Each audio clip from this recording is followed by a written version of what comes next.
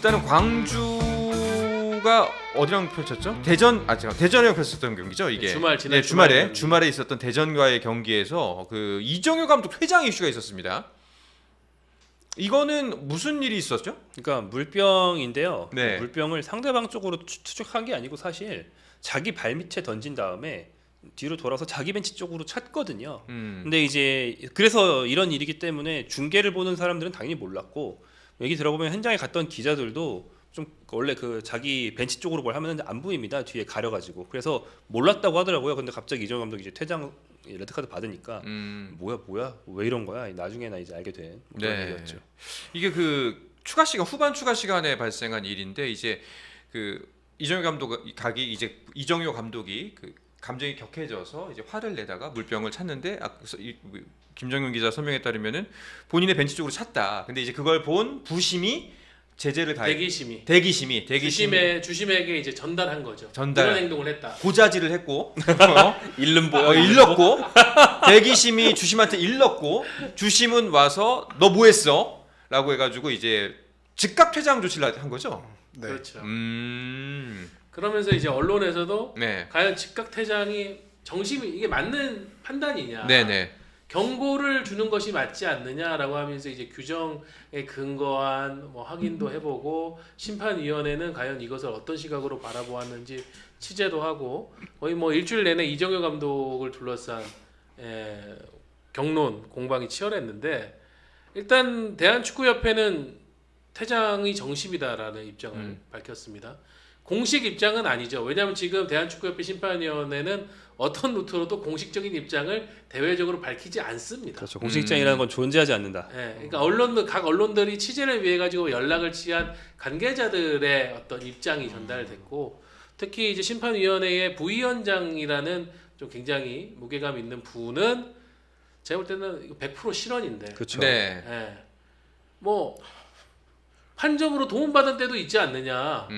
그리고 감독이 심판의 성향까지 감안을 해서 전술을 짜야지 라는 발언을 해가지고, 이거는 거의 지금 광주 팬들을 넘어서 축구 팬 전체의 공분을 사는, 그러니까 그만큼 지금 축구 팬들도 판정에 대한 불신이 굉장히 강했는데, 이정효 감독에 대한 어떤 호호를 떠나서 이거는 과연 이 판정이 옳았느냐, 제대로 된 근거를 갖고 한 것이냐라는 데 촉각을 곤두세우고 있는데, 심판위원회가 준 피드백이라는 게 좀 어떻게 보면 얼토당토않은 소리니까 이렇게 경론이 더 일고 있습니다. 그러니까요. 일단은 정리를 해보자면, 논란의 첫 번째는 이정효 감독의 행위에 대해서 즉각 퇴장 조치를 내린 것이 맞느냐라는 게 첫 번째고, 두 번째는 여기 나온 해명 과정에서 나왔던 심판의 성향에 맞춰서 전술을 짜는 것도 감독의 능력이다라는 심판위원회 부위원장의 발언.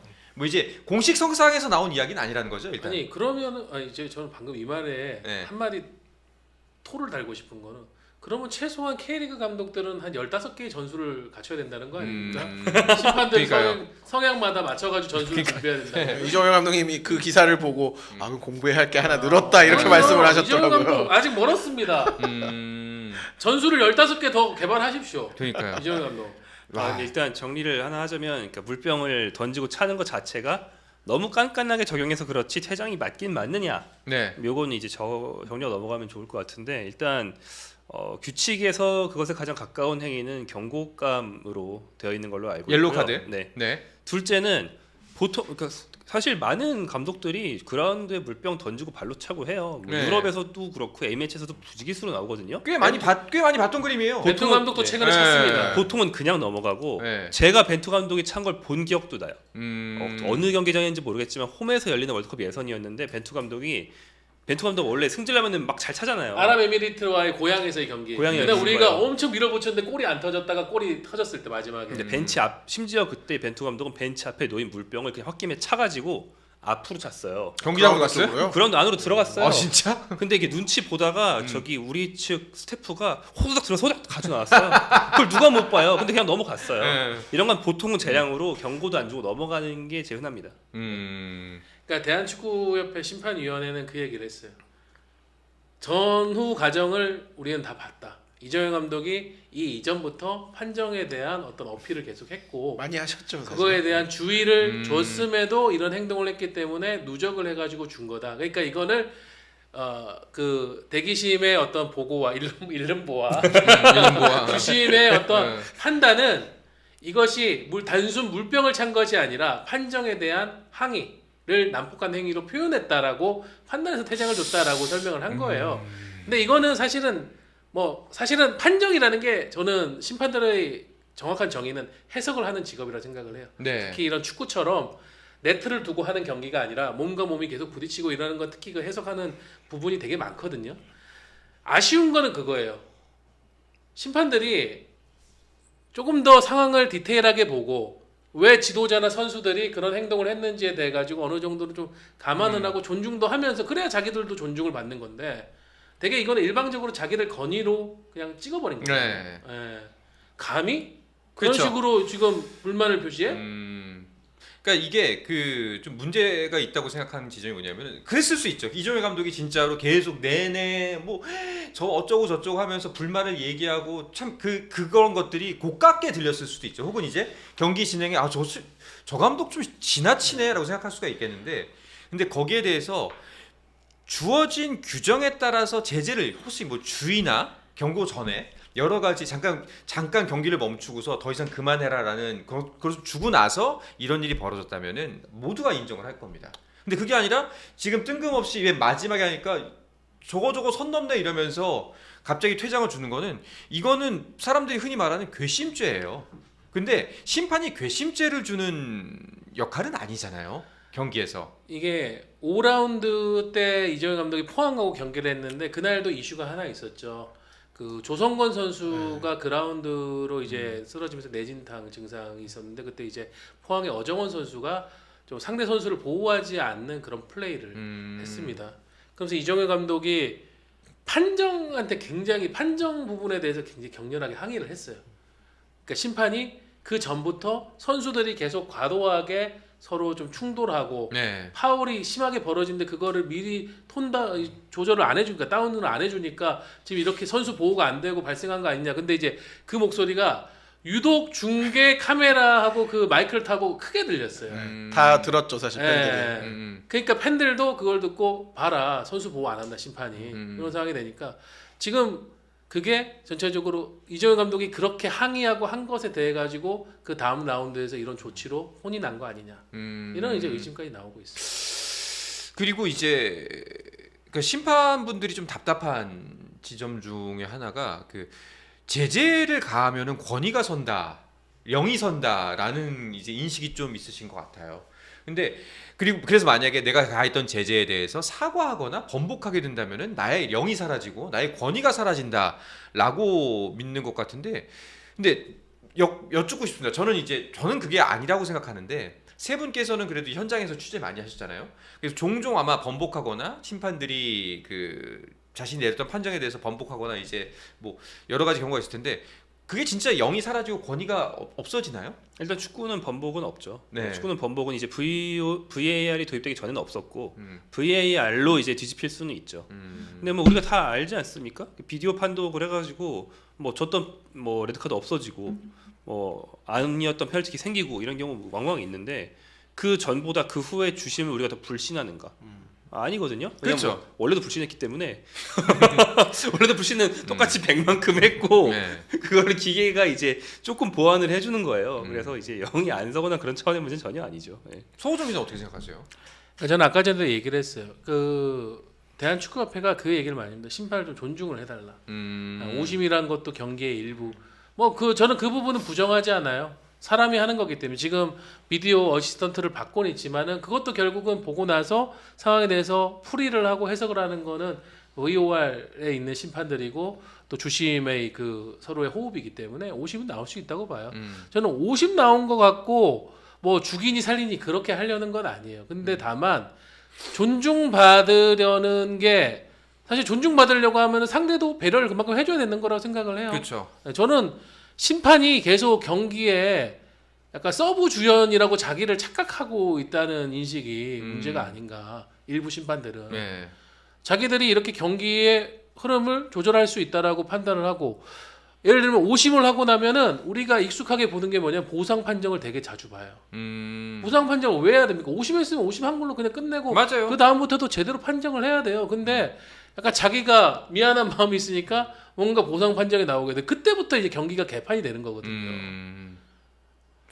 그러니까 저는 이제 아까 그 말씀하셨던 것 중에 이제 심판에 대한 존중을 해달라. 오심도 경기의 일부다라는 말. 이제 다 알잖아요. 사람이 하는 일은 완벽할 수가 없고 그렇기 때문에 우리가 뭐 VAR이 됐던 무슨 기계의 도움을 받지 않습니까? 근데 아무리 그렇게 양보를 한다 쳐도 나는 주최 측에서 할 말은 아니라고 생각해요. 네. 오심도 경기 이거는 기자분들이나 선수들이나 관중들이 하는 이야기지. 거기에 대해서 그게 바로 이제 심판에 대한 존중인 거지. 우리가 하는 이야기인 거지. 자기들이 그런 얘기를 하면 안 되지. 그러니까 저는 이게 또 너무 격하게 반응하고 판정을 받아들이지 않으려고 하는 사람들한테는 어쩔 수 없이 그런 조치가 나와야 되는 거는 맞는데 좀 뭐라고 해야 될까? 뭐 예를 들면 이런 것도 있습니다. 저는 광주 입장에서 억하심정이 있을 수밖에 없다는 게 작년인가 이제 제가 먼저 발견을 하고 이정효 감독하고 광주 구단에다가 알려준 내용인데 광주 같은 경우에는 3경기 연속 VAR 심판이 같은 심판이 들어온 적이 있었어요. 이게 뭐가 문제냐면은 그러면은 그 심판이 어떤 시각과 생각을 갖고 있느냐에 따라서 그 3경기에서 광주가 뭐 이득을 볼 수도 있지만은 안 좋은 상황도 볼 수가 있다는 거고 기본적으로 VAR 심판 배정이 그런 식으로 나오면 안 되는 거예요. 어떻게 같은 그쵸. 심판이 3경기 연속 들어갑니까? 그렇죠. 예. 그러면은 구단이 뭔가 판정에 대해서 자기들이 손해를 봤다고 하면은 그 심판에 대해서 의심이 짙어질 수밖에 없잖아요. 그러니까 전문 용어로 이거 배정에 야로가 있는 거 아니야? 예. 라고 생각할 수가 있는 거고. 근데 그런 배정을 해놓고 제가 문의를 대한축구협회에 했을 때 왜 네. 이런 식으로 배정이 됐습니까? 그러니까는 저희의 약간의 실수 착오였습니다. 그런 착오를 하면 어떡하냐고. 그러니까 자기들도 알 거 아니야. 본인이 제일 잘 알겠죠. 너무 관심이 없었으면은 몰랐을 수 있다고 쳐. 근데 그러면 그 직원으로서의 자격이 없는 거고. 예. 의도가 있다면은 그것도 역시 또한 문제인 거고. 그러니까 많은 지도자와 선수들이 심판에 대한 불신을 갖는 게 단순히 그 한 장면 때문이 아니에요. 긴 시간 누적되어 온 의심과 그런 것들이 계속 쌓여서 나오는 문제인데 저는 늘 그래요. 대한축구협회가 과거에 굉장히 적극적으로 이런 문제들을 해결해 보려고 시도했던 적이 있습니다. 예를 들면 주간 브리핑을 만들어 가지고 언론인들을 불러 가지고 이번 라운드에 나온 지금 논란이 되고 있는 오심에 대해 가지고 설명을 하고 왜냐면은 기자들도 혹은 아무리 축구를 오래 본 팬분들도 규정을 완전히 숙지를 못하는 경우들이 있잖아요. 예. 그러니까 그거에 대해서 정확히 뭐 설명을 해주고 하면 되는데 그것도 그때 2달인가 하고 접었습니다. 왜냐 설명했는데 거기에 대해서 또 뭐 반박하고 뭐 그러는 과정에 대해서 피로감을 느낀 것인지. 근데 저는 그런 거 하겠다고 하면은 끝까지 우직하게 밀고 나가야 신뢰가 생긴다고. 약간 도어 스태핑 접은 거랑 비슷한 거 아니야? 도어 스태핑.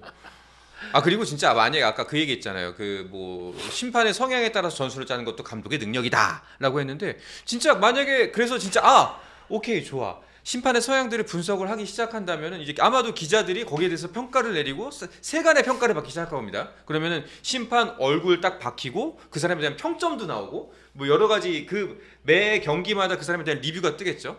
견뎌낼 수 있을까요? 당할 수 있겠어 이거? 일반 선수나 감독들이 겪는 그 세간의 평가와 그 욕들을 과연 심판들이 받아낼 수 있을까? 나는 절대 못한다고 봅니다.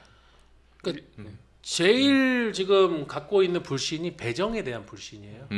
뭔가 배정에서 보이지 않는 손이 작용을 한다.